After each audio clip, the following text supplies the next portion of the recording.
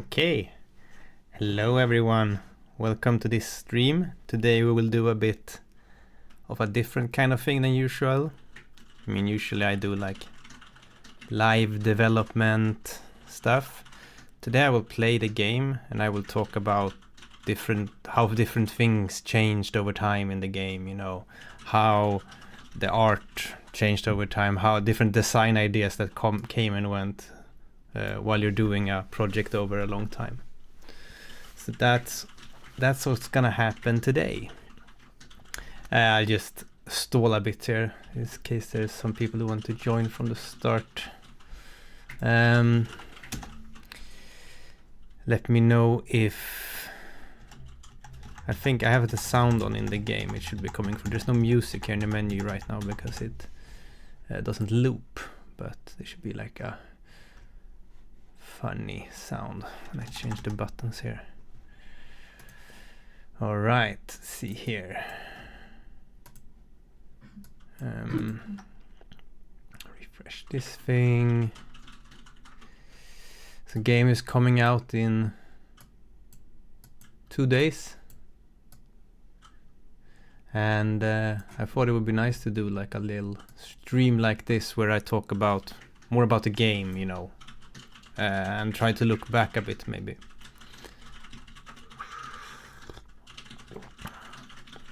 But anyways, maybe we just start. I wonder if I should maybe I should listen to the audio. See here.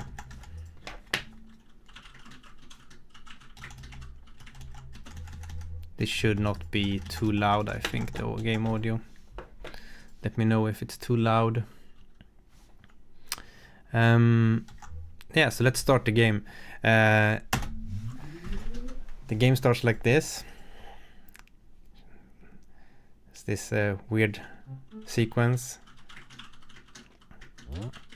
So this sequence I actually added just before shipping on itch, just like a bit more than a month ago, because yeah, I will talk a bit more about it, but essentially I needed something like you're supposed to be a cat and you're supposed to find your friend Squirrel in the game and you want to make pancakes together somehow. And so I figured that I would need sort of a sequence at the start to make the player really sure of what they are supposed to do in the game and stuff. And we will find the squirrel later, and I can talk a bit about that then. But essentially, the dream sequence at the start is there so that you will meet a squirrel later. If you don't have a dream sequence there, then you don't know, sort of, you might just run past the squirrel. And you know, there's no kind of setup for the initial parts of the game. Like, well, what's my first mission? It is a problem in games quite often when you start. Oh, hello, Zach. It's a problem quite often in games when you start and you actually don't know what to do. And you know, it's actually an easy mistake to do when you make a game, that you get so used to your own idea of the story and stuff that you forget to sort of bring the player along so that they understand the story from the start. Because if you don't bring the players along, you know, for your story ideas very quickly, they will just feel lost. Like, why am I doing anything in the game? Why am I even walking anywhere? So I put this tiny silly dream sequence in there, and then the cat wakes up, just because I wanted it to be like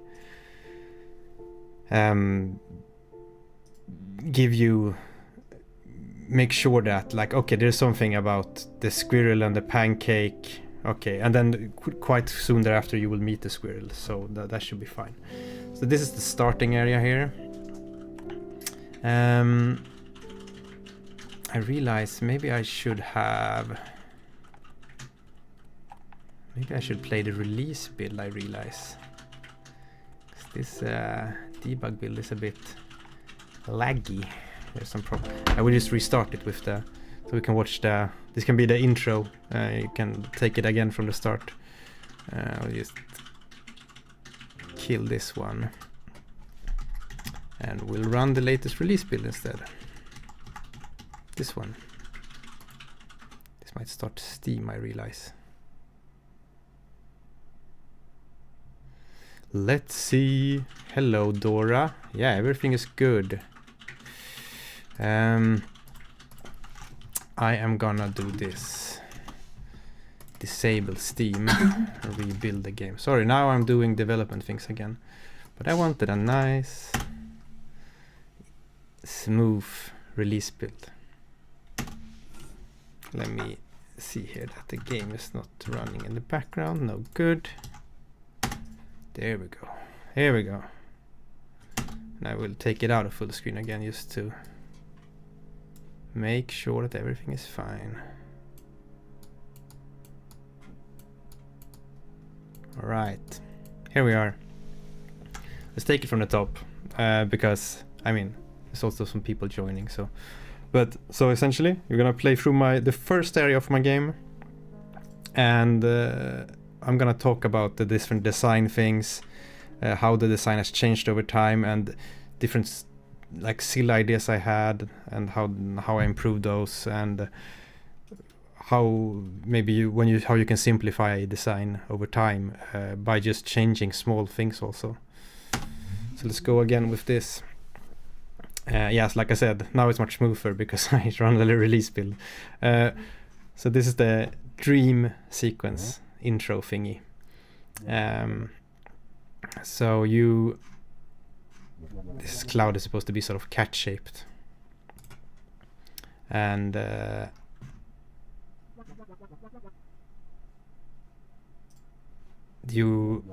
there's this squirrel arriving. Oh, I have no mouse cursor now instead because it's a release mode build. I want to be able to show things on the screen by pointing at them. Oh well, I'll fix that too. This wasn't very well prepared. I'm sorry. Cursor. That one is. Let's yeet that line out so we can have a cursor. Because I wanna. No, not boot it up again. I wanna be able to.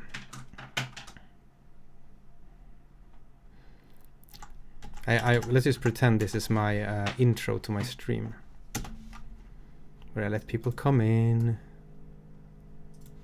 Yeah, now I have the cursor. Because when I talk, I will want to point at things on the screen also with the cursor. I realize also that the mouse cursor is a bit weird. Yeah, there we go. Now it's a real mouse cursor. Okay, so once more from the top. Now, but so we'll play through the game, and I will show you some different design things that changed over time and stuff, and also some art things. So now we have a cursor. Now everything is fine. It's a third time's the charm, you know. So the cat is dreaming that he's a cloud and stuff. And here I did a thing. I used the red background on purpose here. You'll see why. There's your friend the squirrel, and hints that your mission in this game is to make pancakes. Blah blah blah. And the reason I chose the red background is just because it's actually two separate levels. There's one level with the dream sequence, and then there's another. This is a separate level, but it makes sure to start this level here just at the face of the cat and then zoom out. And then that way it looks, and I use this trick quite a lot because I have so few colors in the game. I use this trick quite a lot so that I can do like smooth transitions with very cheaply by just making sure that I zoom in on something, fill the whole screen with one color, change level, and then move on to something else. Yeah, so now we can properly play here. So this is the starting area of the game. I've tried to make a little tutorial here, and this tutorial I expanded over time. Initially you started down in the caves, but then I added so you had this area on top here, and it was just mainly because I wanted you to first walk to the left and then walk to the right. So you're supposed to this is supposed to be a left arrow key and a stick. It's quite hard to actually, these glyphs here is quite hard to make. Oh yeah, you wake up there and then you can run down here. And this is something I did quite late. So up until recently there was another tutorial thing here for go to the right, and it was supposed to teach you sort of push the stick to the right. But I realized that I also needed to space out the tutorial for having, you know, so that you could learn to maybe talk before there's more things coming up that you will need to do in the game. But here it sort of tries to teach you to talk to things in the game. So when you're down here, this sort of talk thing is flashing. There's this guy here, there's a cat on the wall for talk icon, and then there's some hints here on how to use these things. So you're kind of stuck down here, but you will quite quickly look at this and try to do something. So that's the idea. So you go up to this guy talk, and he's like, oh, hi there. And this is the, I say that this is the mouth, no, the cave face, or the mouth of the cave, I don't know. You can ask the cave, how are things? And here is a pun. It's been a rocky millennia. You will see lots of puns in this game. These puns were not really on purpose. I just wrote the dialogue over time, and then there was a review on itch.io that was like, oh, I love all the puns and it's so funny and goofy. I was like, there's lots of puns, and then I played it with that in mind, and I was like, oh my god, like every second NPC, maybe not, but lots of them have stupid puns. So we'll see that. So this says, it's been a rocky millennia and lonely, good thing you come by here sometimes. And then it says, the nap area, the area on top is really the best nap location. So like I said, this intro with the dream I added is one of the last things I added. Like it's the last area, like the last level I added is the one at the nap location. And initially it didn't have the wake up animation, the cute wake up animation with the cat, but and then here, you know, the point of this thing is just that it wants you to like learn to switch between these things here, so you can switch to the talk action and then press the action button. That's essentially it. So you just ask him if you can pass through, and then it's like, sure, see you later. And then I made a very strange animation where it opens its mouth. And this kind of animation I do quite a lot, where I have an animation and I do a one-shot animation where it the mouth opens and then it just stays on the last frame. This is actually this animation, but it's stuck on the last frame. Dora is asking, were you into comic books before? The communication style reminds me of that. You're thinking of like maybe, oh, with the speech bubbles and stuff. You can talk to this guy again actually, and then he's like, thanks for letting me through, and then it has his mouth open, so he's just like something like that. I'm not super into comics. I mean, I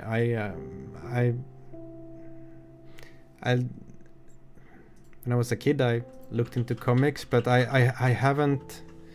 There was like when I was a young adult, maybe I read some like manga stuff maybe, but not a whole lot. It's just I just like, here's something this thing with having the speech bubbles, I kind of like having the character has a speech bubble and you focus on the character, and then I can make a little speech animation, you know, for now this one doesn't have animation because its mouth is stuck open, but just having the speech bubbles here, instead of, you know, in some games whenever you go up and talk to them, they will put like a portrait on this side and a portrait on this side, and like it has a high detail thingy with bubbles, and then all the things in the background are just there standing still.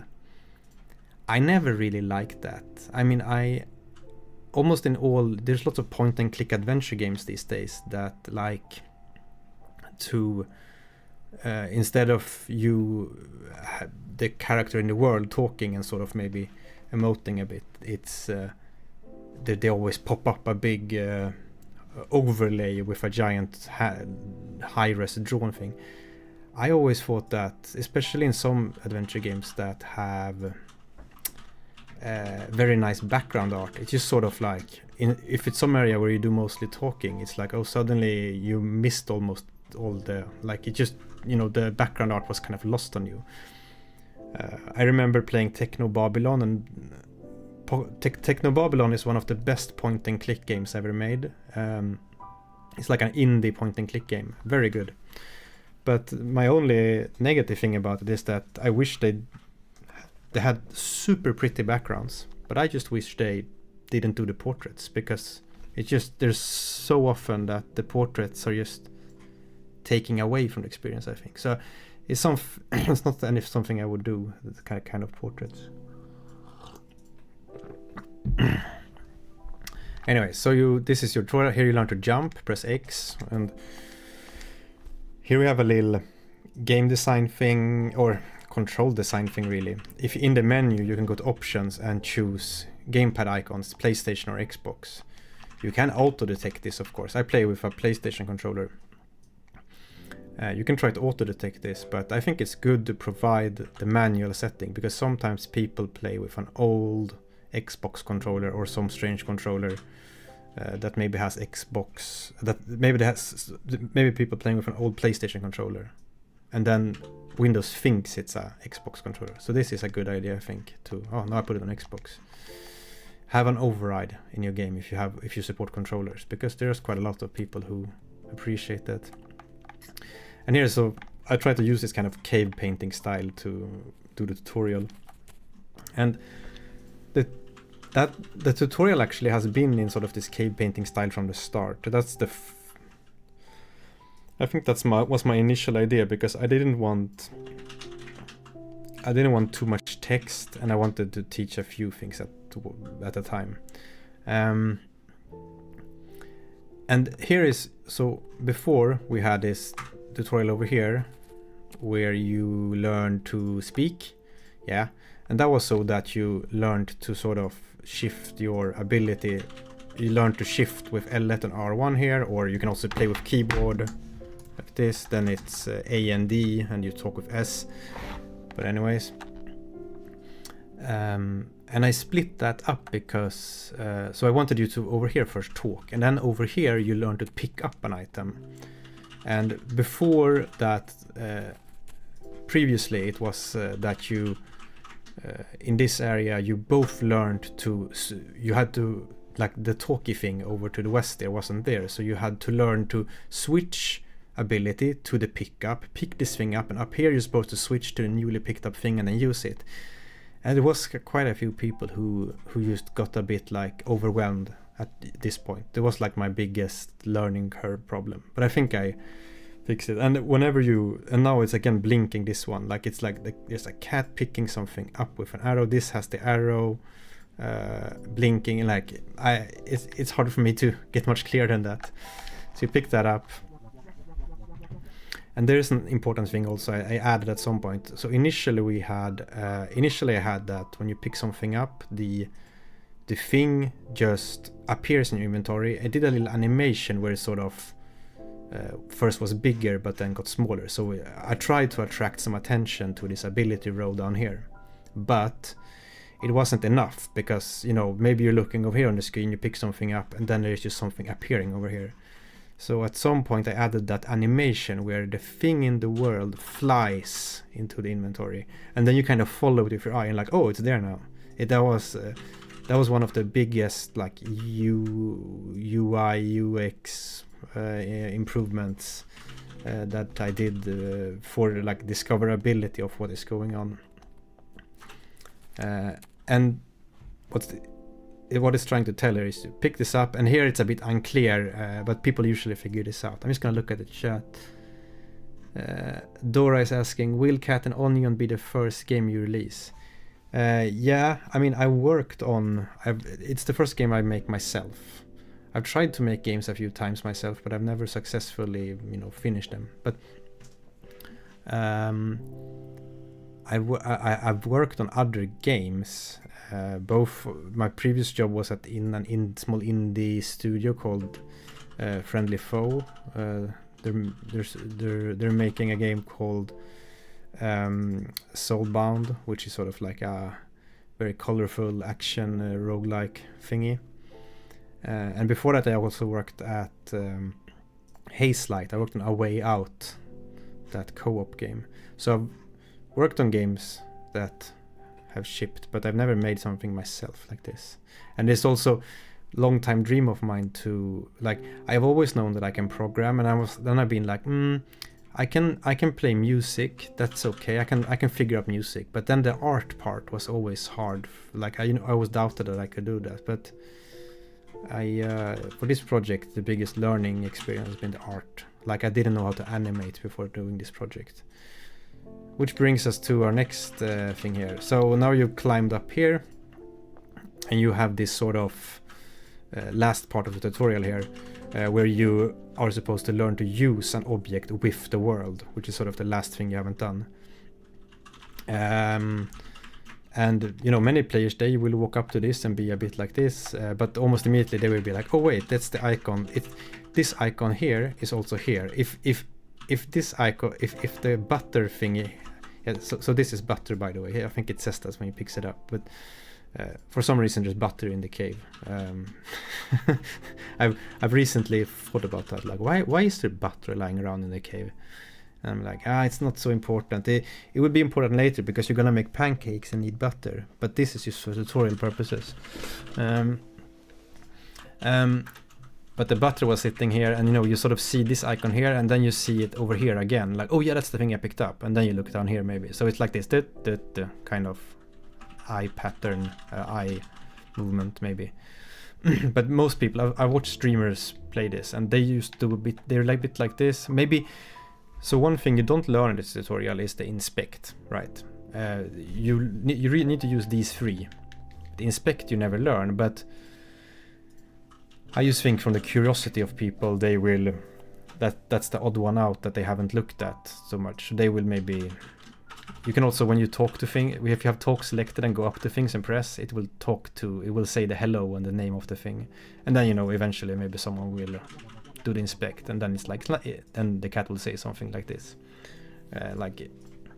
It's a narrow crack in the wall, I can fit through if I'm like a buttered piece of cat loaf. But you don't really need to do that because they also have the thing on the wall. I've tried to make the inspect things optional, but they can give nice hints in case you're a bit stuck. So the idea is you go here and then you click this thing, and then there's this animation of the cat throwing a piece of butter up into the air. It lands on itself, it becomes covered in, we can play it again, go the other way, and then it slides through.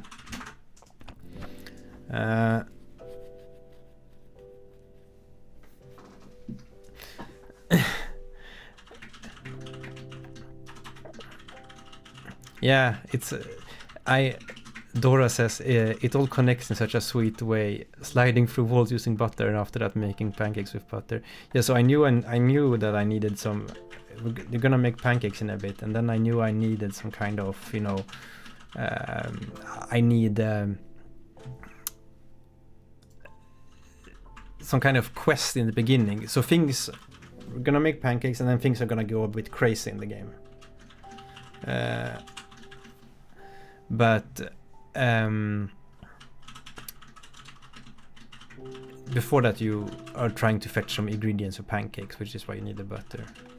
Dora says, I would maybe expect the butter to be consumed after sliding through. Yeah, I'm thinking like this. It's a small piece of it that the cat throws up in the air on itself. Yeah. But I think, you know, you do it twice and then you notice that, oh, I actually still have it. So then it's fine. The butter I actually added quite... It wasn't... I don't know if I added it in November or December or something. Because this game has gone through a few crises of gameplay that I will talk more about, but at some points I was like, the game doesn't have the strongest core gameplay, so instead I tried to find fun like abilities based on items you find in the world that sort of you can reuse in a few places. It's a short game. This game takes like an hour to play through. So if you can reuse each item a few times, then that's quite fun, I thought. Wait, I'm gonna look this. Yeah, so I thought that that was sort of when I added the butter, when I had a big, I think it was in October or something, or November, no, October maybe. I was like, I'm not sure about this game because it doesn't have a strong enough core gameplay, but I wanted to tell a sort of a wacky story about the cat going on this kind of cosmic little adventure, trying to make pancakes and also help his friend. But yeah, it so then I added this kind of thing, and we'll see a few more of these coming up.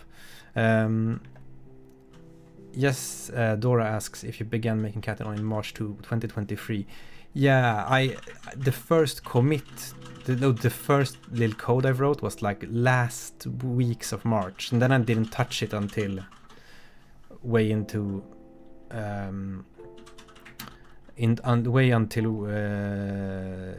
mid of April or something. But actually, let's since you ask about that, I will quickly bring up some fun stuff here. I have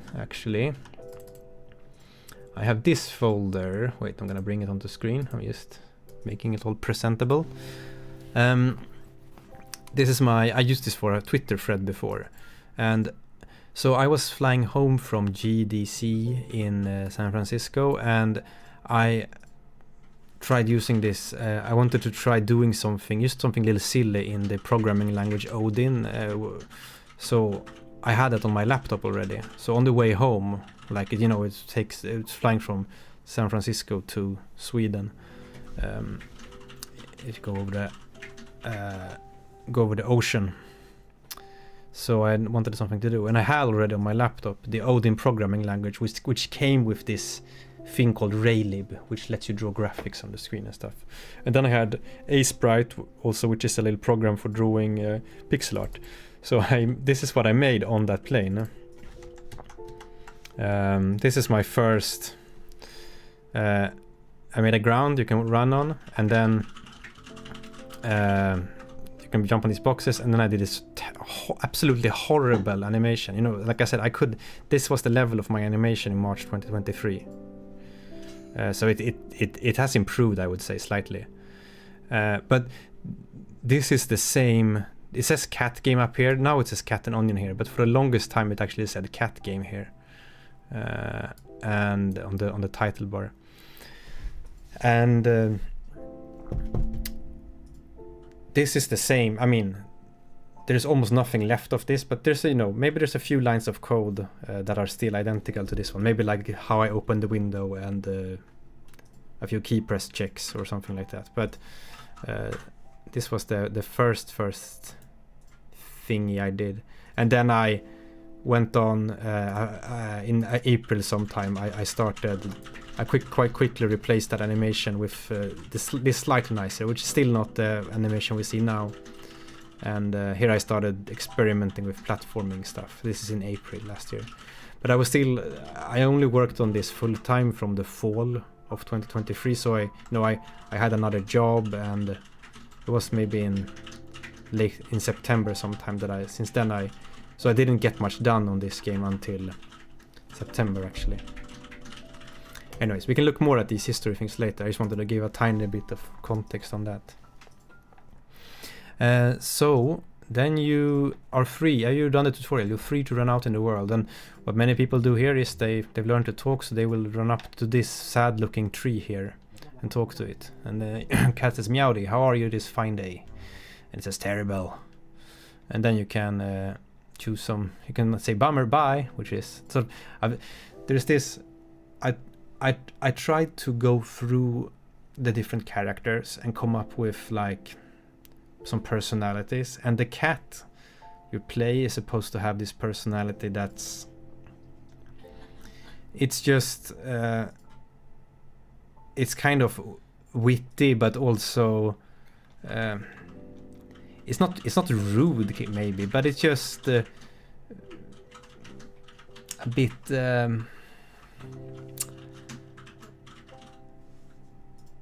I don't know how to explain it really. The cat just has this kind of anything goes attitude, sort of. So it is a bit, has a bit of a funny attitude. So you can ask, why are you so pale? And this tree has the sort of persona to be very angry and grumpy. I am William the flower tree. And here's something about the writing that I've realized when I've watched streamers play it, that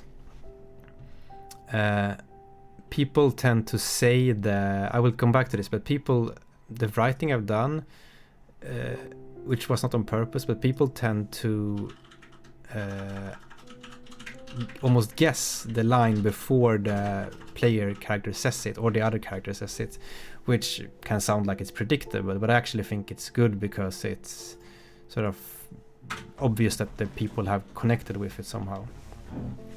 So he says, no flower, you say flower, no flower, I am the flower tree, and I'm tired of it, good day. And then he stopped. A funny thing about this, I've tried to put this flower tree sometimes in some social media stuff, and we can look at that later a bit, but essentially people have said that, oh, it's so funny, the tree with the snow. And I was like, yeah, I guess I could see how people think that, but it's supposed to be this strange tree with flower instead of leaves, because Snowy would be strange because it looks quite summery otherwise. Anyways, and now here is the squirrel is down here, and this is what I've sort of, before I had a dream sequence at the start where the squirrel wakes you up and it's like, oh, cat, wake up, it's time to make pancakes. Then you just ran here, and you know, because I know how the game works, I was like, of course you're gonna talk to the squirrel, he's the one that's gonna tell you how to do pancakes. But without the dream sequence at the start, you have no idea who this is, and you have no idea that you're gonna make something about pancakes. But now you're like, oh, it's the squirrel. And I also make sure that the cat says, oh, hi squirrel, to really make sure that people are like, you know, they give some, like, remember there's a picture of there's the what the squirrel looks like, that it is a squirrel, and something about pancakes, blah blah blah. So you're gonna, what you probably do here is you run up to it and talk to the squirrel. Then you can say, squirrel, how are things, or nice weather? I like the nice weather, because then the squirrel says 24 degrees centigrade, a light draft from the west, a perfect day for, and then these two are like best friends, so they have a tendency to sort of complete each other's sentences a bit. Pancakes, yes. However, I need help getting some ingredients. And here is either you can be like, okay, or you can be a bit annoyed, like, meowers, can't you get them yourself? And I try to add these stupid cat sounds sometimes into how the cat speaks. It's just something I did over time. I'm trying to move this one over here. So let's say meowers, and then it's like, oh no, I don't want to venture far from home. And you're supposed to get this feeling that this squirrel is very scared of everything. It's a scaredy animal. Poor right. Yeah, this is my more stupid. Poor, instead of sort of all right, it says poor right. So it says meowers, poor right.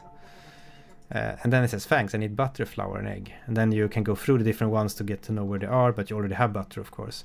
I found butter on my way here, you can say. And then it says, ooh, hold on to it until we start making the pancakes. So I'm trying to make sure that the player understands that these things that you pick up, you will be able to hold them until the end when you're supposed to make pancakes.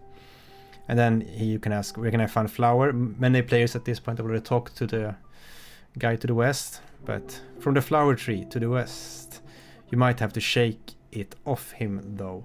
And here is, in order to make players understand what you are supposed to do in a game, you must sometimes say it in a few different things. So we will see this again soon, but here the squirrel says you might have to shake it off him. And they're like, okay, how then you get the idea at least that, okay, I have to shake it off somehow. I don't know how to shake it yet, but yeah. And then the egg, where's the egg? That's also my weird cat, like the way it speaks. It's supposed to be sort of this, maybe it's a bit hyper, maybe that's the word I was looking for before. It's like, the egg, where's the egg? You know, it's like this, I don't know. And it says, well, what did it say? Ask the waterfall. he says, I don't know, but you can ask the waterfall. And then you go, what waterfall? And it says, the silly one to the east. And you say, okay, I'm on it. And then the script says, on what? And this is a weird thing I've done in this game several times. There's several characters do this, that you say something, and then they just end with a very confused extra line. Especially the squirrel and the waterfall does this. And I just find it kind of goofy and silly. That's why I added it. It's no big thought behind it. So you have your mission to get flour and butter and egg. And then many players will either go and try to figure out the egg stuff, or they will be like, okay, flower tree. Let's talk to the flower tree again. And then you can ask him, can I have some flour, please? And it's like, ... Do I look like a flower dispensary? And then there was a funny streamer here, maybe the funniest stream of my game so far. She was like, she stopped here and kind of looked at it and was like, yeah, kinda. Because it's a flower tree too. But anyways, I hear the cat says rats. This again, like cat, hunt, rat. Yeah, just those things I added. And I was gonna say about the flower tree. The flower tree went through some fun graphical iterations also.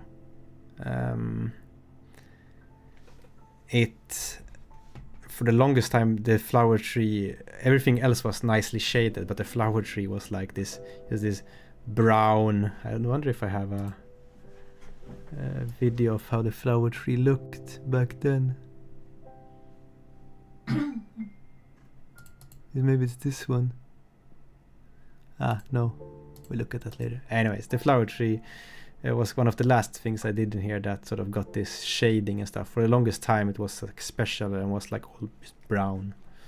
Anyways, so we can go to the east and try to look for the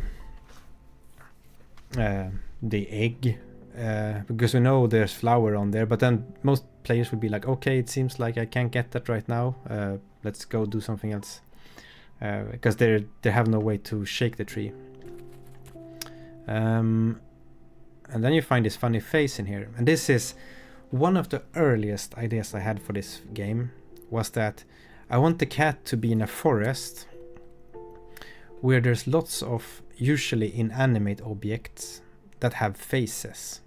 And my idea was like, yeah, there's stones here and there, and like there's a stone with a face, and maybe there's a bunch of different objects like that, and then you can just go up and talk to them, because like you've already talked to a tree, a squirrel, and a stone, and so far, and a cave face. Like so far only one of those are usually what's considered living things. So you can talk to this guy. Hello. I kind of like doing this silly 2-frame talk animation. It's quite funny. This guy, the stone is the you know, again, the persona here is that the stone is extremely slow. You talk to it and it's like, I'm looking for eggs for pancakes, and then it's like egg, and then you say yes, eggs, and it's like, what is egg? And then you say buy stone, and then it says buy stone. It's just not very smart. But for a while, if you inspect the stone, it says this stone has led a rocky life.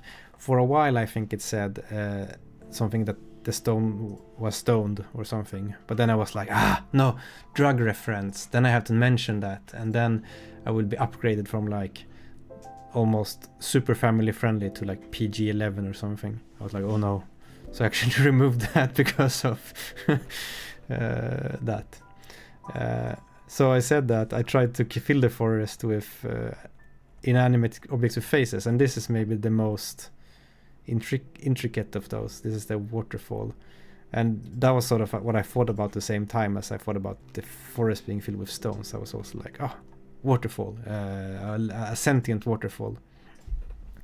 I think I have an old here. I have this old footage of it. This is the initial. Do you see that the game was a lot darker in the past? The color, like there was many more colors, but all the colors were darker. And this is the first. You see, they're actually. This was the first iteration of the waterfall before I animated it. And the general shape of this, like I just painted this haphazardly. It's lots of art I've done is sort of I try to just paint in a cute little feeling, and then I've added details later if I still like that feeling. And here I kind of realized that there's this little stone on top. It kind of looks like a hat, but the important part is also that it splits this water running on the sides, so it almost looks like it has sort of a hair or something funny like that. And I can also mention here about art that initially the game was dark like this, and I just started making art. I started painting, making art, and not thinking too much about it. It was when I released my first trailer, maybe at the end of September or October or something, that I realized that all my art was too dark. Like the whole game was just very dark. I thought maybe my game would be one of those games that you show on a projector at an event, and then it's a bit too much light in the room, and then you can't see anything. And that's always not a fun thing to make. Also, I didn't want to make a dark game. It just accidentally became dark, and I'm gonna tell you why it became dark. Because look at this background color here. One of the first things I chose, I think we can go like back here. This is earlier footage. You see this background color is actually, it's quite bright. This is actually a much brighter value, this one. So this is still much lighter than this, even though they both have a strong saturation. But this color, for some reason, I replaced with this gradient sort of here, this stuff. And then it just became darker. And then I started, what you tend to do when you paint is that you start with if you start with the background color and then paint on top, then you subconsciously try to make it fit. So I accidentally drew all my art too dark because I had set this background color too dark. So that's one of the biggest art, like single lesson learning things in the game, that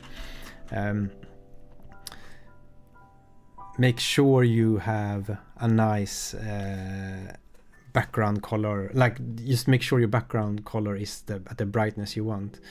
And when I noticed that this was the case, that the art was too dark, what I did was actually I started looking at different palettes, like ready-made palettes, and I found on low spec an 8-color palette made by someone called Polyfrog on there. And so this game has a total of 8 colors. There's a red, and there is this dark color, and a green, and a light green, and a brown. And this dark color here is the same as here. And then there's this dark blue green, and there's the light blue, and then there's the white. I don't know if that was 8 or not. Yeah, and there's the orange here. I think that's the last one. So that's a total of 8 colors. So there's nothing more than that. And I looked at different palettes. So it's a nice website if you want to get into making games and you're unsure. Like when you make games, usually the problem is that it's overwhelming a bit. So one way to make it slightly less overwhelming is to go and find a palette. So you can go to lowspec.com, and here you can just look at palettes. Many have sample images, and you can just scroll through and try to find a palette that looks nice, and then you draw your own art using the colors in the palette. It's not about like, these are just example images, but then you can use these colors to have sort of a fixed palette. And I just tried to find something that had a nice blue background that I could use, and then that I also liked the rest of the colors. And I found this 8-color palette that I liked, so I used that. That was interesting. Let's talk to this waterfall guy. So this, the squirrel said, ask the waterfall where the eggs are. And he's like, hello cat. And then the cat says meowdy. This meowdy comes from, initially the cat said howdy. But then I posted a video, an early trailer of the game on TikTok, no, on Reddit I think, or TikTok maybe. And then someone was like, shouldn't the cat say meowdy instead of howdy? I was like, that makes a lot of sense. So then I just changed that. But it sort of fit, you know, with all the rest of the silly catty things the cat says. And here we're starting to get, I mentioned it before that this game unintentionally has lots of puns and stuff. So there the waterfall says, I am water. And that's barely, it's like just a low key, yeah, I don't even know what it is. And here's again, you can ask, what's being a waterfall like? And here you can almost guess what the answer is going to be. It's just, this is wet. But then you can ask, got any eggs? And then it says, nope, birdie on top of mountain to the east has. And then you say, have a nice day. And then it replies, have a day. And I don't know, this have a day thing. I just wanted this waterfall to have sort of a strange, it just talks in a slightly strange way. So I thought maybe I just cut out some words that people usually say. It wasn't to make it sound rude. Instead of, like, he doesn't, I think the waterfall still wants you to have a nice day. It just, that's the way it says it. Hello, Daniel. So he said the birdie on the top has it. So then you're like, okay, birdie to the top of the mountain on the east. Okay, then you go here. And maybe you try to climb up here. And then you see this kind of wall here that looks a bit different. And then you try to climb, and then the cat falls down. And quite quickly you realize, okay, the cat can almost climb that high, but just not really.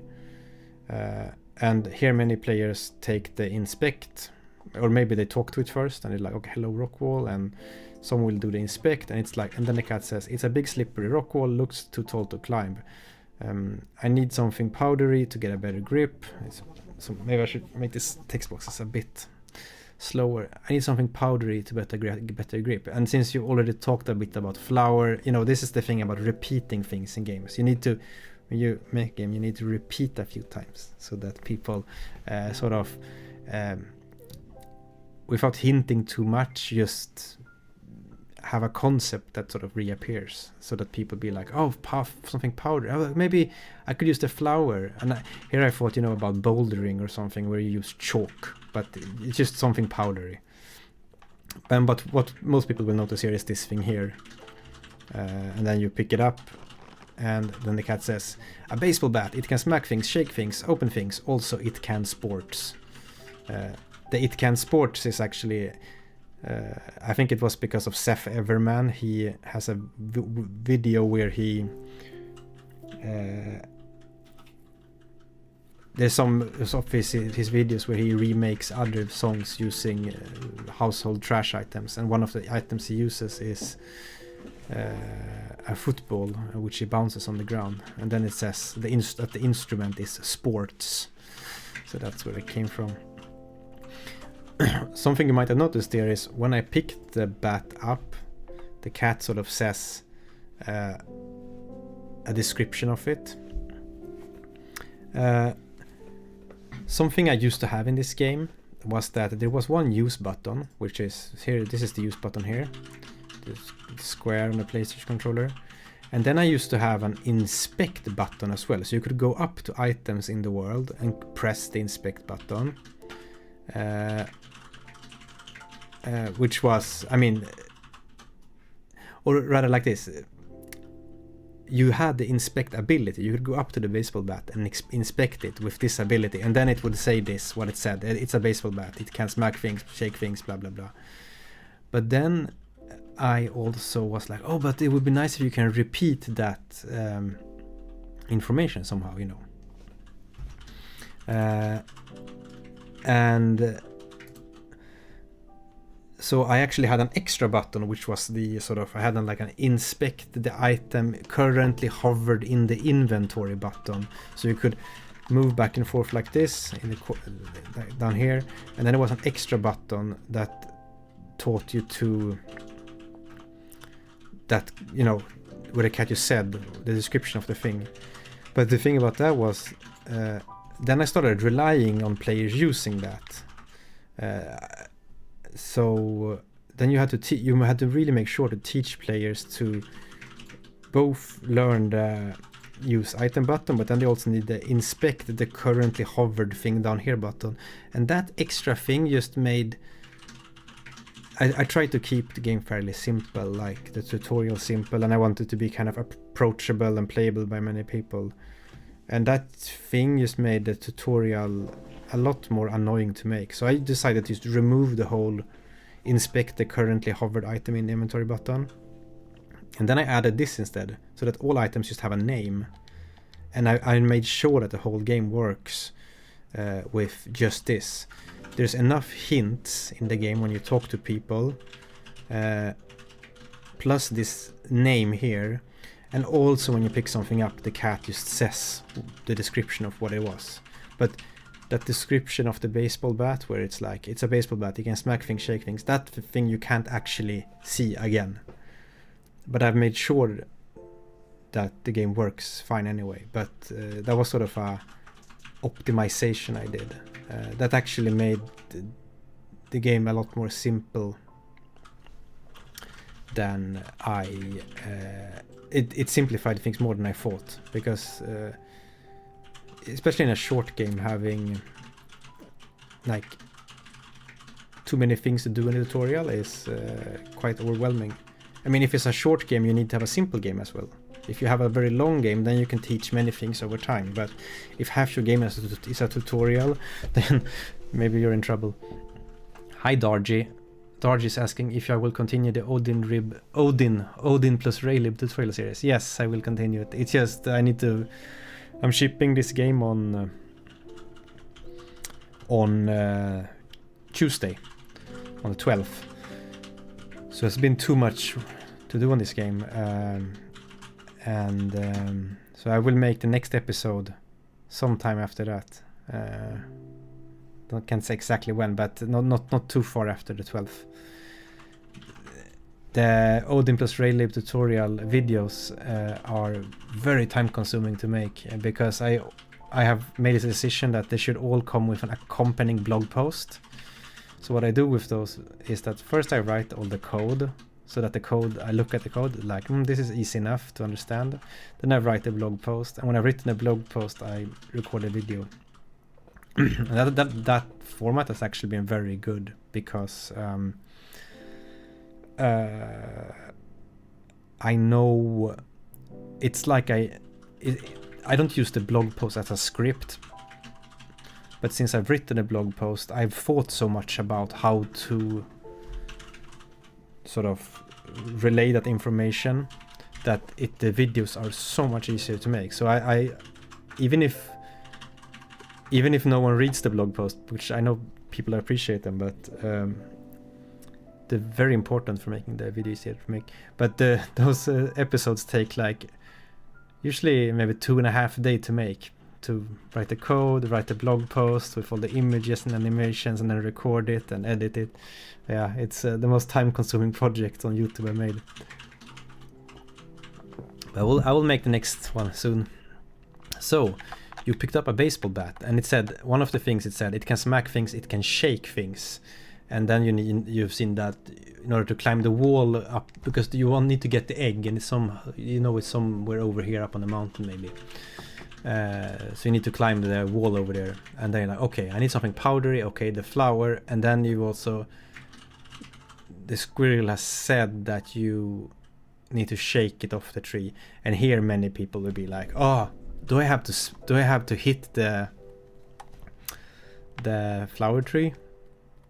Maybe. And a funny thing you can do on the way here is also that you can try to hit this door. This is, if you inspect it, it says this is squirrel's root cellar. You can stand there and hit it as many times as you want. Anyways, and then you run up to this guy and you're like, okay, I guess I'm doing this. And this, what's gonna play now is maybe one of my favorite animations to make in this whole game.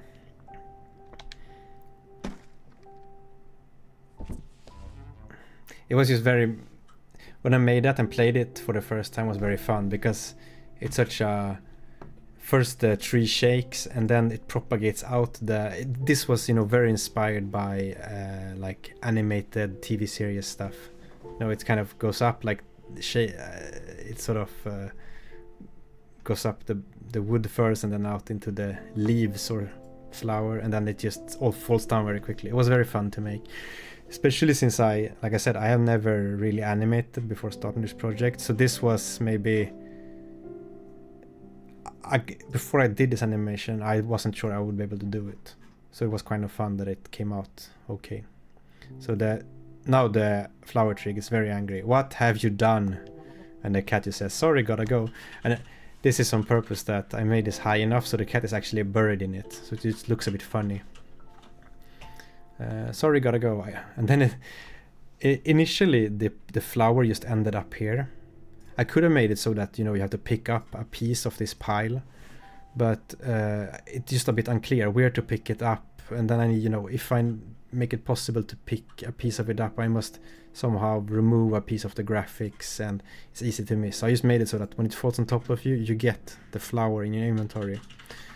But some people missed that you got it. Because there's so much happening. So then I just added this to the dialogue that the cat says, I ended up with a bunch of flour in my pockets. I added that. And then a few weeks later I added this line where the cat says, do I have pockets? Which I found amusing, at least. And let's see here.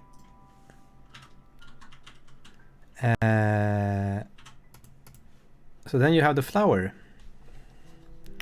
and then there's a couple of different things here you can do. You can go and talk to the squirrel. You can say, I found flour, and then it says, great, oh, you got your pockets full of it. I'll let you hang on to it until we start cooking. It's trying to hint to you that you have a lot of it, so don't, like, you're gonna use it for other things than cooking too. And then there's some other dialogue here that's not so, I have no idea what this thing here, this is just something I wrote. What's the difference between a squirrel and a square? And you press it and the squirrel says R irrel. And then the cat says coward. This is a dialogue I was actually gonna remove because it's just random nonsense, but it has stayed in there and it doesn't do any damage because it's just and the R irrel is because this is R and this is irrel, but both begin with SQU. Anyways, so you talk to that guy. I can say something about the level design here now, maybe. As you've noticed, we started the game over here talking to the flower tree, and then we had to go to the squirrel, and then we had to go to the mountain over here and get the baseball bat and then run back and stuff. The scale of the level, how big the level is, that's very hard to have a feeling for initially. So initially this level was almost twice as long. Like you had to run quite far between the stone and the waterfall, and then from the waterfall up to the mountain was like maybe double the distance than what it is like now. It took a lot of time to run, and because you have to run back and forth a few times. And during my first playtest I had, one of the most common feedbacks was like, yeah, it's a lot of running, maybe you should add a sprint button. And here I think is if you look at from talk about game design, sort of like when to add a thing to your game and not. There was like maybe half the people who tried it was like, maybe you should add a sprint button or something similar, they said. And then it's very easy to just be like, okay, yeah, I had a sprint button, but then you've done something very complicated because, like, you know, I talked about that I removed a button because I had too many action keys. I had this extra button for inspecting things in your inventory, right? If you add a sprint button, that's another thing you have to teach in the tutorial. It's not, you know, it's a thing that complicates the beginning of your game, and you want the beginning of your game to be as uncomplicated as you can, especially if it's a short game. So I thought a bit about that, and I was like, no, the problem is not that I need, like, the symptom is that it takes a long while to run, but that's because I built this whole first level I built too big. So what I did instead of putting in a sprint button was that I went into the level editor and I just marked sort of half of the stuff in between, like the stone and the waterfall and the mountain, and I just cut and I deleted it, and then I pushed everything together so that the distances became sort of half, and then I added back sort of trees and stuff to make it nice again. And it both became cozier in the sense that everything felt a bit more nice and close, and I didn't have to have a sprint button, and it didn't feel, the running back and forth felt like just about like, okay, this is an okay amount of running around and running errands or whatever you want to call it. So I think especially when you're starting out with game design, it's easy to, you just hear some feedback from someone and then you'll be like, okay, that sounds like a good idea, I'll do that. But those kind of things have very far-reaching implications, adding a whole extra button because you have done level design mistakes in your level. Maybe you have to really think about what are the different ways to address this problem, and not just taking the feedback. Because that idea that person came with was, of course, the first thing they just thought of, which is maybe what I also would think of if I played a game that had too much running in it. I would be like, I wish there was a sprint button, but then not always a solution. Dargy says, about the tutorial series. Good to know they'll be coming. They'll be coming. And then Dargy says, congrats on the game. Thank you. And you got the game on itch and checked out the source code. I think I can also say, so if this game is releasing on Steam on Tuesday. You can already buy it on itch. It was sort of a pre-release on there. If you buy it on itch, you also get the source code, which you can look through if you're interested in that kind of stuff.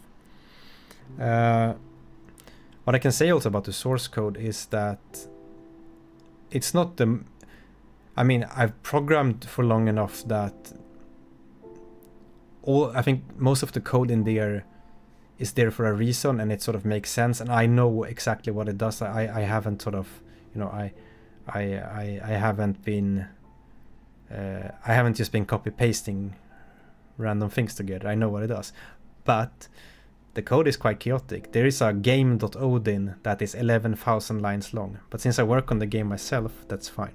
But and I think that's an interesting thing to look at for someone who comes maybe from studying programming at university or something, where the first thing you talk about is structure of your program. But if you're making a game yourself, you can actually ignore many of the rules that you're taught and actually work much faster and in ways that you want, as long as you know what's going on in the code.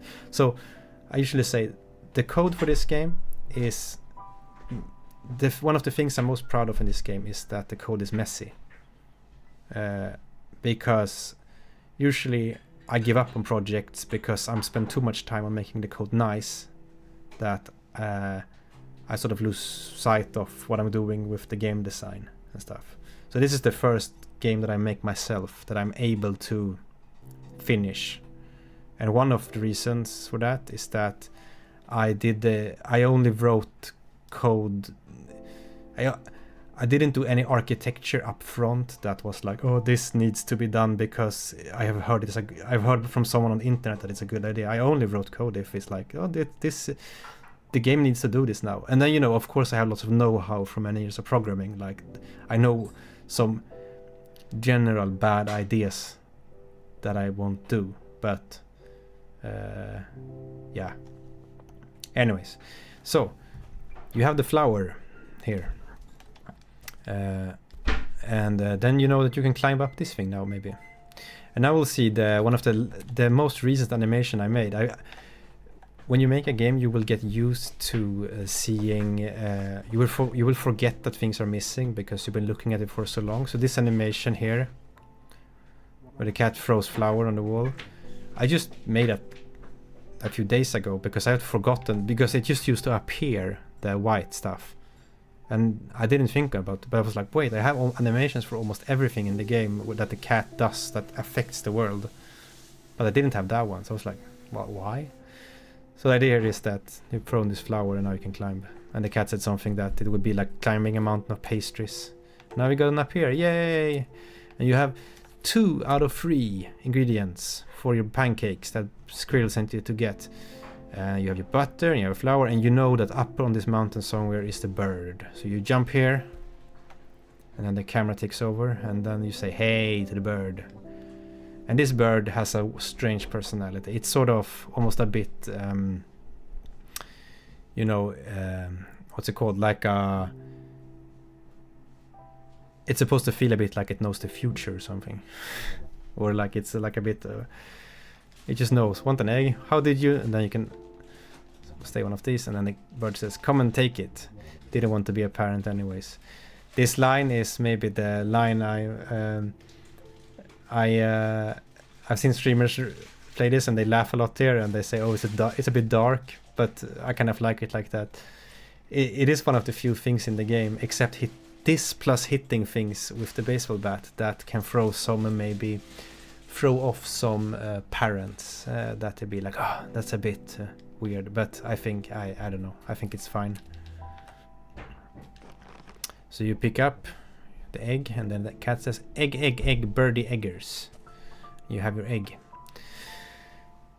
So now we have all your pancake ingredients. Now you just need to run back to the squirrel. And here is something, I reckon you say that here is something that many players will see. There is, just below me here is something in the wall. And if you use the talk and talk to it, then it says hello hidden opening. I was supposed to actually remove this so it said hello opening, but then I thought it was kind of fun that it said hello hidden opening.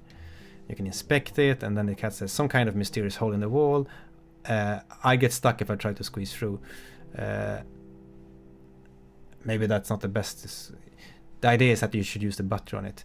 However, I'm not gonna do that because that's a secret in the game, what's in there. So you have to see that for yourself. That's one of the secrets. You can get the game on Tuesday and see what's in there.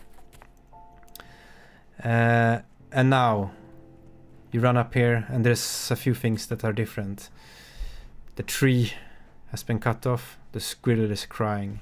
There was one streamer here who came here and she just screamed. She was like, what? No! I will actually link that stream because I love it. It's the... I will link it to you all.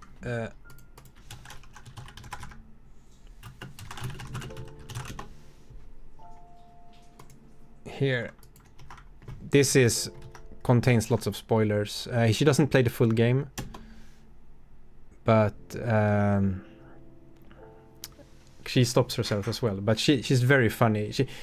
It starts a bit intense, but she kind of she's just very funny. And the funny thing about the way she plays is that she tends to say the dialogue lines before they appear. She almost guesses them, and I'm kind of proud of that with writing, that people can almost feel what someone is gonna say next. People don't know what's gonna happen next in, like, you know, the next in 5 minutes forward, but they feel connected enough to the dialogue that they can sort of guess what's happening. So the squirrel is crying, and you go up and you ask, the treehouse, what happened? The squirrel is very sad. It says, wow, the machines cut it down. They say, that's terrible. It's terrible. And they ask, can I help somehow? And now it's very dramatic. Sniffles. I don't know, because they cut down all oaks ... on the planet. So the, you know, squirrels like oaks. So there's none left. And then you can choose one of these very important emotes. I like gasp. And then the squirrel says, maybe you can go too. You see, you've just collected all the ingredients for making the pancakes. And then Squirrel's treehouse got cut down. So then your whole pancake thing is in jeopardy right now. Maybe you can go to... And the cat says yes. The reason the cat says yes instead of yes is because of the yes cat. You can Google that if you want. It's a cat I think it's a girl asks the cat, "Do you want a treat?" And then the cat says yes. There's also some other memes with that. But yeah, the squirrel says, "Go to the other place." And the cat says, "The what place?" "It's another place. It might still have oak trees. Maybe you can bring me back an acorn from there." So this is sort of the new main mission of the game. Up until this, you try to get pancake. The idea is still that you want to make pancakes, but now you need to make squirrel a new home first with an acorn. And then you say, "I'll do my best. Where is this other place?" And then now the onion in Cat and Onion appears. "You must ask the space onion to take you there." And this is poor right again. "Where is it?" "In my root cellar. You have to grow him first." And then you can... Where's the root cellar? Well, that we know. This one. Sorry. My root cellar behind me. Yes, grow him. He's just a tiny onion seed in my root cellar.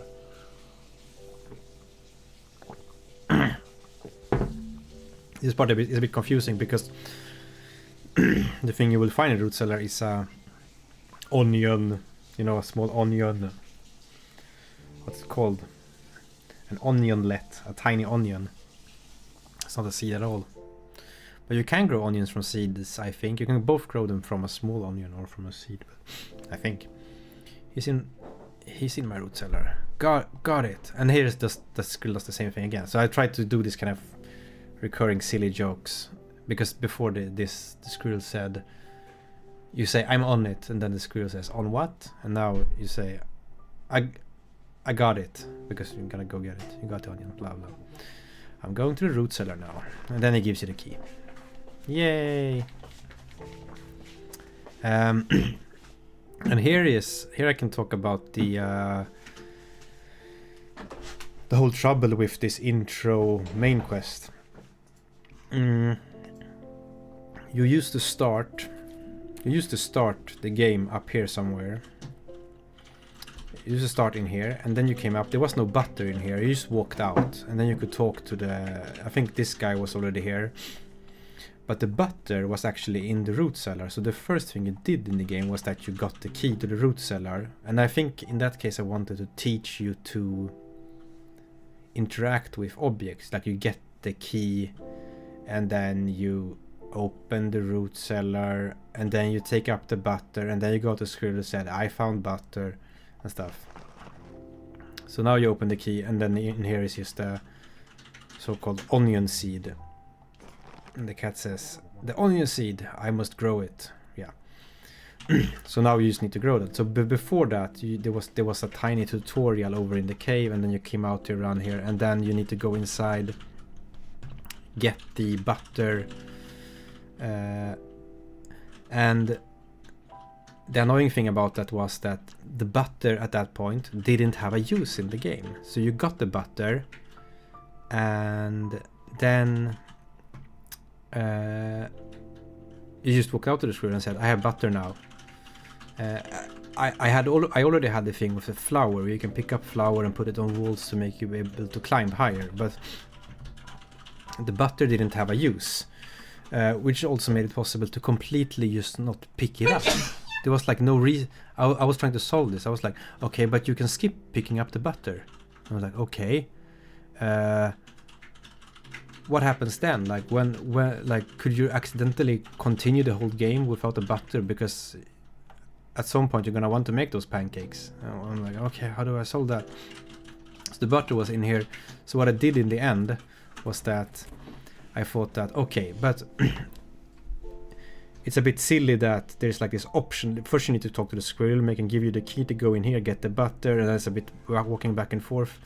So that's why over here in the tutorial area I put the butter here instead, and that's why it's a bit fun. Like this funny things that happen in games, right? That you wanted to I had the butter in the root cellar because a root cellar is a nice cool place.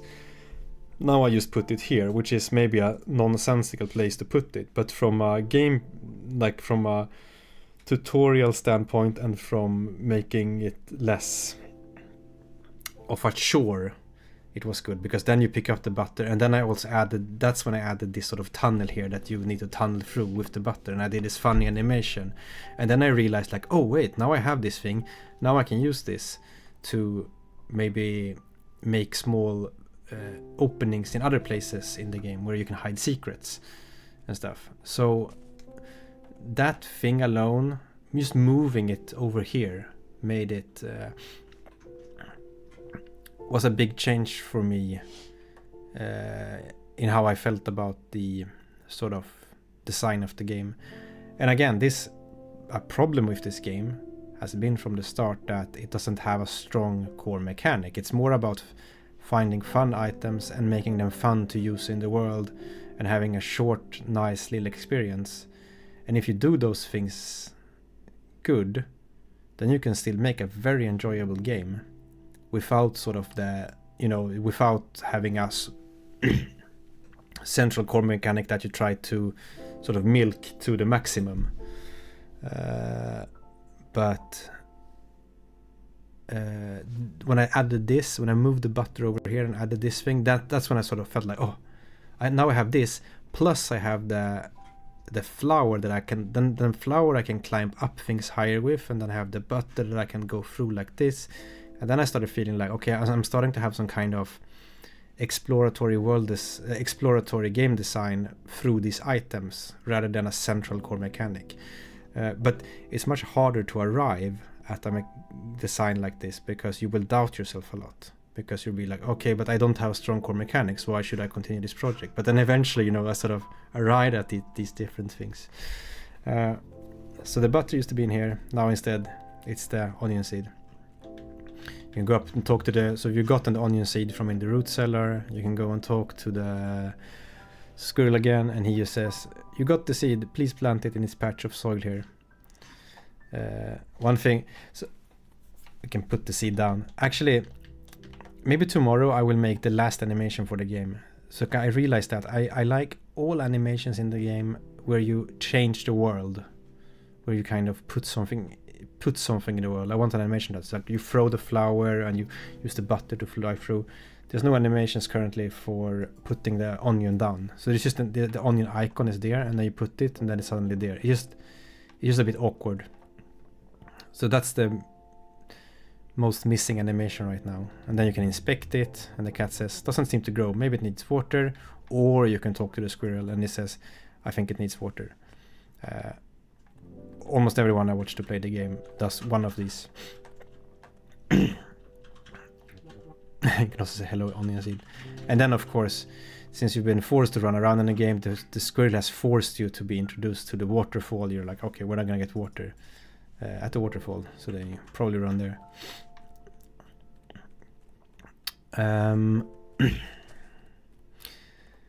And let's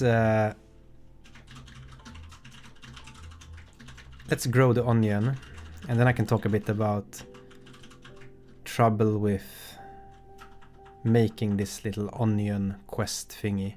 You ask the waterfall, Mr. Wet, can I have some water? And then he says sure. And then here is quite important, I think, that if you get an item from NPC, then it flies out from NPC down here. Or if you pick it up from the world, it flies from the position in the world down. It just gives some feeling of where you got it from, and also like I said before, when your item flies into your inventory, you sort of see that your eyes will follow it, and you will really know that, oh, I got something. And then you can ask it, did you see who cut down Squirrel's oak tree? And this is my thing with that the waterfall should be a very fuzzy personality. It's like blurp. No, I was minding my own water and having a flowly nap. And it's not flowy. It's flowly. I think this is a typo that I kept. It was supposed to be flowy. Flowly nap, and then suddenly was just gone. Splash. And then you say strange, and then it says who. And this is again the same thing that the squirrel does. That it is extra little thing at the end that I for some reason like that. And then it says, have a splashy day. I like it that the word splashy, if you return to talk this one later, it might say other funny splashy things. And then you have water, so now you can run back to the onion seed. So we need to grow the onion. So you pour out your water, and then the cat throws the bucket away. Very fun animation to make. And then the space onion grows up, and it says, greetings cat, I am the space onion. It always talks in caps because it's, I also like saying hello to random things. It's the saying hello to random things was something I added because I made it so that you can talk to any object in the game. But the ones that didn't have a dialogue, I just say the name, that they have a name in the code. So unless it really doesn't make sense, I just put that name in the text, and it kind of makes it a bit funny. And I can ask, who are you? What's a space onion? And then there's just some dialogue about there are a few of us, we slumber with nutrition and water, so we can return to the other place. It's the other place again. Squirrel said, you might know where to find a new acorn. The one called Squirrel talks of the other place. I will take you there. Let me know when you wish to depart. And here you can either say, wait a bit, I have some things to take care of, or you can say, let's go. If you press let's go now, then the space onion will say, there are still secrets a cat like you would like to find in this area. Are you sure you want to go now?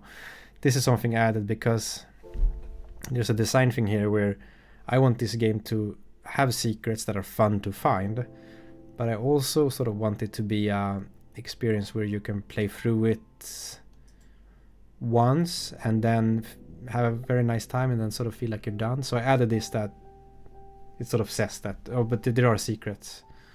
And then this is also important here. The first one that's marked here is okay, I'm gonna go look for the secrets. I don't put the I wanna go anyways on top, because sometimes people are a bit too fast and press, and then they accidentally miss the secrets. Those kind of small things that can be quite important because it can ruin someone's whole playthrough. If I had more time to make this game, maybe I would have made it so that you can actually return to the different places. So it's a more non-linear, and you can go and find the secrets and then go back to some kind of hub with them. But currently it's a very linear game. So that's why I put in these things that it says. It just tries to really make sure that you don't miss out things unless you really want to go anyways. But let's say I'll go look for them, because we can talk a bit about also. So you grow the space onion here. My initial idea here was that I was gonna have the whole quest where you pick up the butter and you get the flour and you get the egg, and when you get, so the way it works in the game is actually you get the butter in the beginning, and then in order to get to the egg you must have the flour, otherwise you can't climb up there. So when you get the egg you actually have all the ingredients. You can't get to the egg without the butter and the flour. So what happens in the game is actually it's at the point when you pick up the egg, then the game actually goes to this part of the level and swaps out the tree and changes the squirrel to the crying squirrel, and make sure that changes the dialogue of the squirrel to be this sad squirrel dialogue. So it's actually the picking up of the egg that does all that, and everything over here changes. But that's you have to find when you make games, like what's a good point, what's a good trigger for something to happen. But one thing here is that I used to have the butter in here, right? Like I said, I moved it over to the cave, so you learned to use items with the world over there, and it also, I could introduce this thing of jumping through walls and stuff. It was all fun. But what happened when everything was chopped down here, what used to happen was that the onion seed used to be in here, and then you went out to the squirrel and talked to the squirrel, and the squirrel was like, oh, you have to plant onion seed, and you're like, oh, where should I plant it? And the squirrel is like, I don't know, you have to figure that out. And then my super funny game design idea was that there would be lots of sentient creatures in the world, or sentient inanimate things like the stone, like there would be more stones and stuff, and then you can go around and ask them like, hi, do you know a good place to plant an onion? And then they would give you a few different clues, like maybe it's like, oh, next to an evergreen and la la la, and and those clues only match one location in the whole map. Sounds like a terrible idea, but I thought it was good.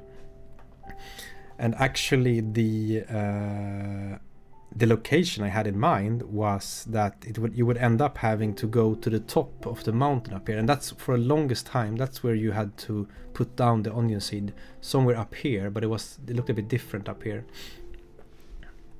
So it used to be that you had to go up here, right,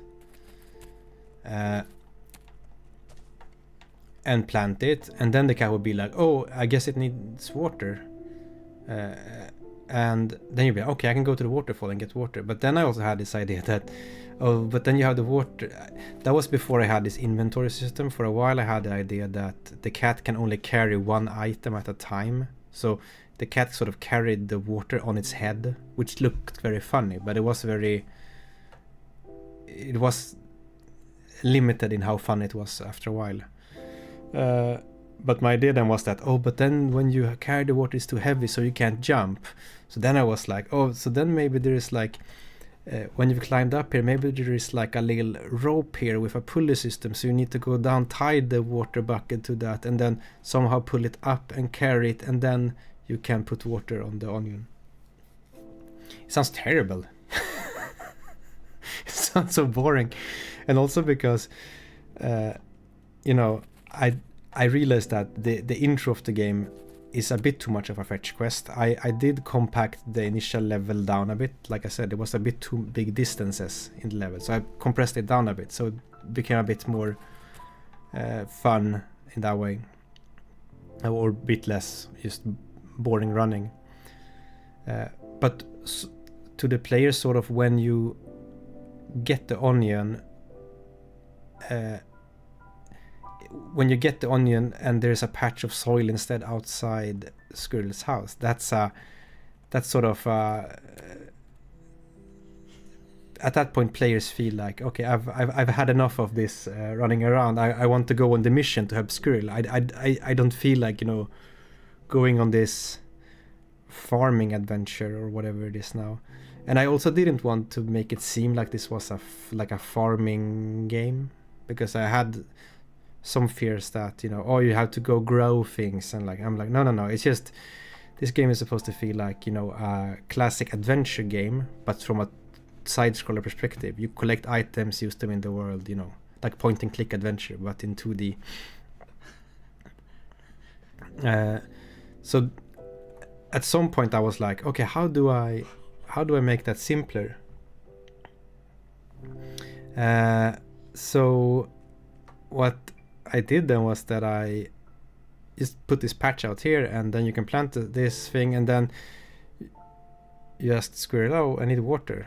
Then Squirrel says you need water, and then you go get the water and put it on, and then you can go on with your adventure, because there's high stakes here, right? You have all these things. It's like if you start doing all this slow quest stuff again, just when the stakes went up, it just, many games do that mistake where they're like, yeah, now the real scary high stakes part of the game starts, maybe in some action game, and then it's like, okay, wait here, I'm just gonna go level to level 60 first, and then you come back 40 hours later, and that's of course okay in like an open world RPG, but if you do that in sort of a small linear story game, it will just slow it down in an odd way. Anyways, so I put it here, and it's sort of a jigsaw puzzle, I had to put the butter over here and put it in here, and then get the water and back and forth, but it all worked out nicely in the end. But I think the sort of takeaway from all this is that if you want to design a game where sort of, in this case, like I said, there's not one single strong core mechanic, but it's important like the order you get these, and I try to teach the game a bit as you go along. I try to teach the guy a bit in the tutorial over in the beginning, but it also, you know, kind of just pick up a few different items and get a few different items and try to use them in the world. And I think that if you want to make that kind of game, make sure, like in my case, the game almost got a bit too much of just a constant fetch quest. So just be aware of that you need to do something a bit more interesting after a while. So in my game I try to add lots of fun animations, and I try to have this very like silly bonkers storytelling going on that people tend to laugh at, and combine it with the art, and then all those things sort of surround the sort of gameplay, but without actually having to have a super strong gameplay idea from the start. And I think also that many times when we try to think of like, oh, I want to make a video game, what tends to happen then is that then you sit down and you're like, okay, I'm gonna come up with the strong core gameplay loop first. And we can go back to my little story here, that this is how the game looked. The first, I just did this on a plane while we're riding home from GDC on a plane. I did this because I wanted to try out Odinlang and Raylib. Was absolutely no plan.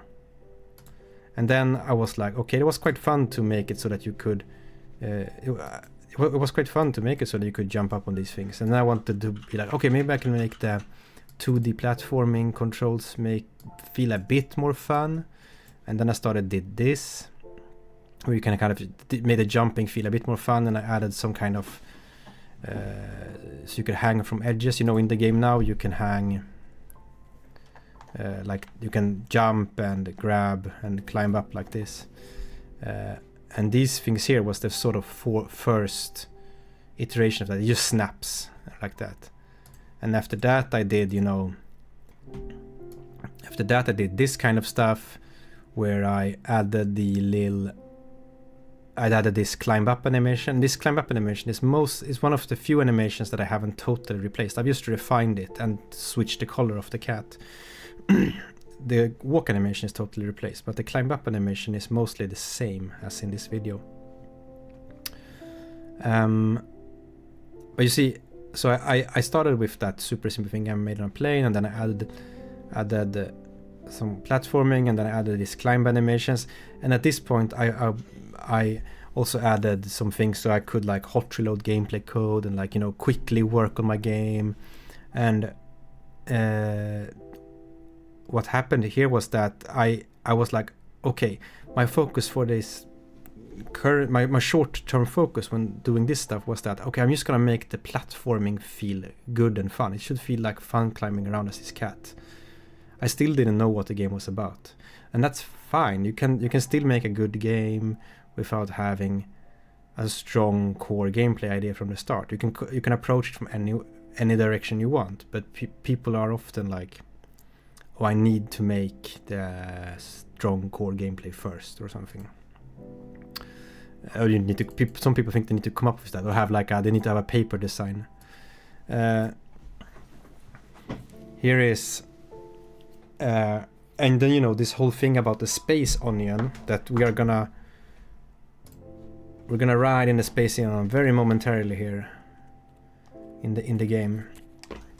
This one. That thing I came up with because I was like, okay, I want my cat to go to space. At that point I have no idea what it would do in space yet. There wasn't any squirrel yet or anything. I was just like, okay, it needs to go to space. So then I drew this funny shaped thing, and then it was either me or Jerry who said that it looks a bit like an onion. And then I was like, oh, it's the space onion. And I think I posted that on Twitter. It was like, oh, space onion. And the name Cat and Onion kind of just came spontaneously over time. I had a few different ideas for name. What other name ideas did I have? Cat Makes Pancakes was another name idea I had. But I settled on this after a while. And at this point there was nothing up in space yet. It just flew away. You see, there's still no graphics on the ground here. It's just stuff. And this video now is of course a big jump in difference of how the game looks. So now you have here's the first NPC I made in the game that you could talk to. The first talk thing I made was the waterfall. So, and that's, you know, quite similar still to how it looks if you run over here. It's just the colors are different. I said earlier in this stream that I swapped the whole palette at some point because I realized these colors were too dark, because I had made the background color too dark from the start. So but the waterfall was the first NPC I made because I knew I wanted these sentient inanimate objects. And this also, I think I posted it on social media. This also shows some of the level editor. I have my own level editor. This is sort of how you build the world and place things. And a big difference you can see here between this video is that in this video I have used green blocks for ground, and then finally I made the sort of change to having these tiles that you can place, and then I also have more complicated objects like the waterfall that are not tiles, they are like big images.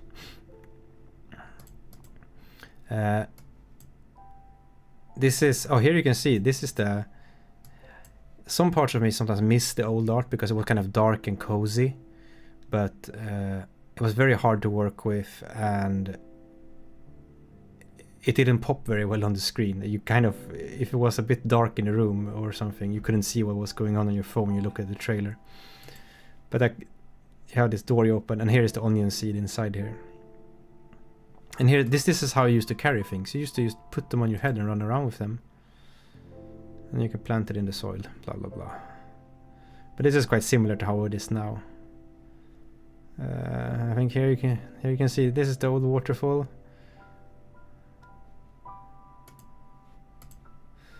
And let me just show this one also. This is when I did the recolor.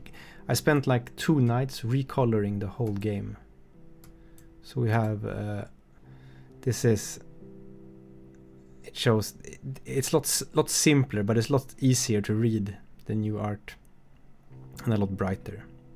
So this does a comparison because I swapped out all the art, but I kept everything at the same positions. And then I could just, if I just carefully recorded stuff and did the cuts in the videos at the right time, then I could make this kind of interesting looking. This is how you carry the water before. Yeah. And after that, the game looks pretty much like it does now. So it's not so much more important things in there. But that's sort of how the game evolved over time. And I think the interesting thing there is that at first there was only climbing a cat jumping around, and then I did like, oh, this could be fun to climb around, and then I was like, okay, the cat needs to go to space. Okay, then I put that rocket thing in, and then I added this NPC with the waterfall and stuff. But after a while I was like, okay, the cat needs a reason to go to space. And then I had this old kind of silly story idea I had about a cat and a squirrel that wants to make pancakes together. There was like a silly bedtime story I came up with almost. And I wanted to be I wanted it to get more and more surreal, sort of, which is what, if you play this game, that's what you will notice. But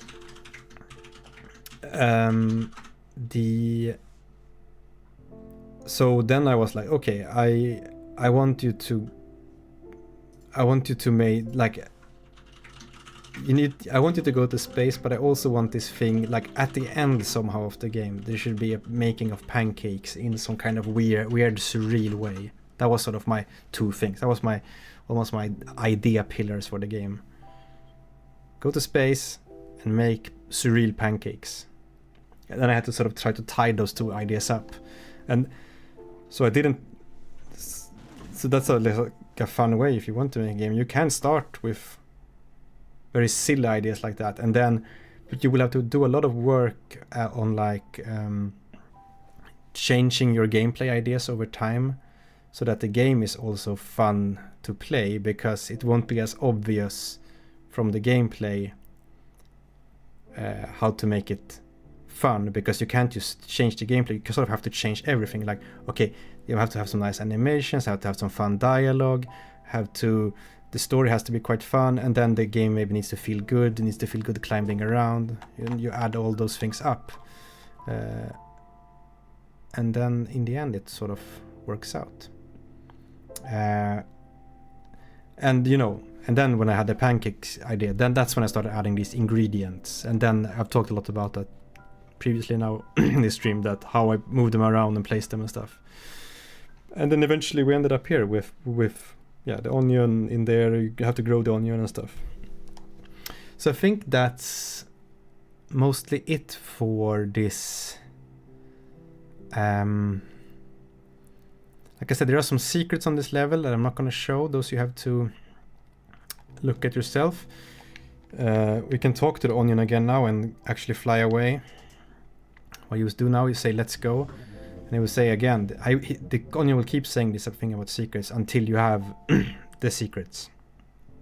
It's just a way to make sure that players don't miss out. And that's, if it's a game where the secrets are less important, then you can skip kind of that. But to me, I hope that most people actually get all the secrets in the game, because I think that just makes the game more sort of wholesome.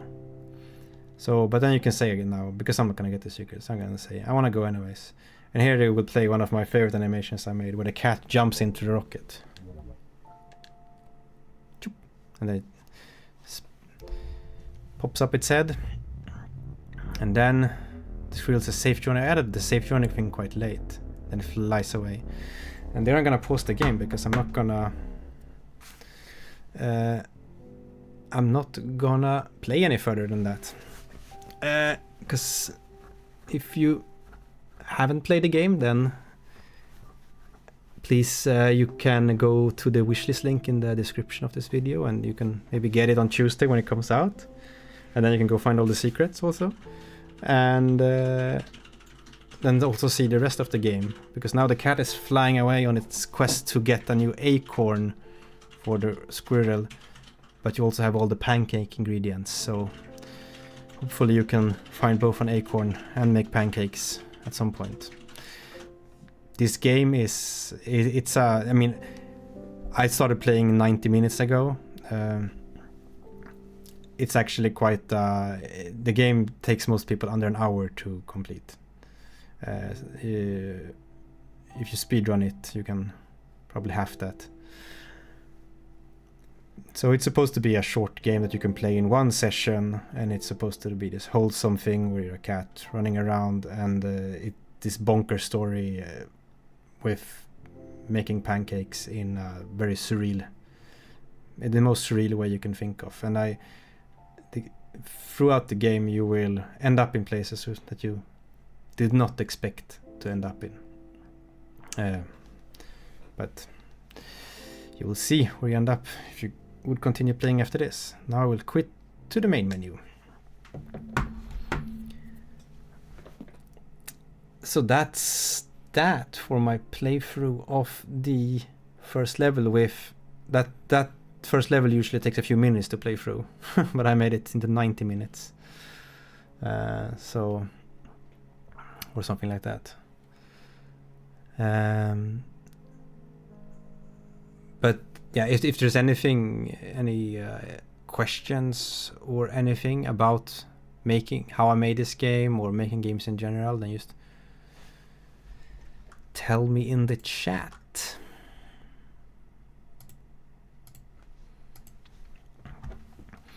And now, I can run the intro again. And now so like I said, this intro sequence is the absolutely last thing I made It's the last scene I made in the game, because I realized I needed some way for you to make sure that you go and talk to the squirrel and that you have some inkling of an idea what the game is about. So I added this because of that. But yeah. So that's essentially that. I think I'm gonna end this stream for today. I hope you found some of it interesting. I think I've said everything I wanted to say. And please have a nice evening, and if you want to play my game, you can wishlist it. There's a link in the description. Okay, take care now. Bye bye.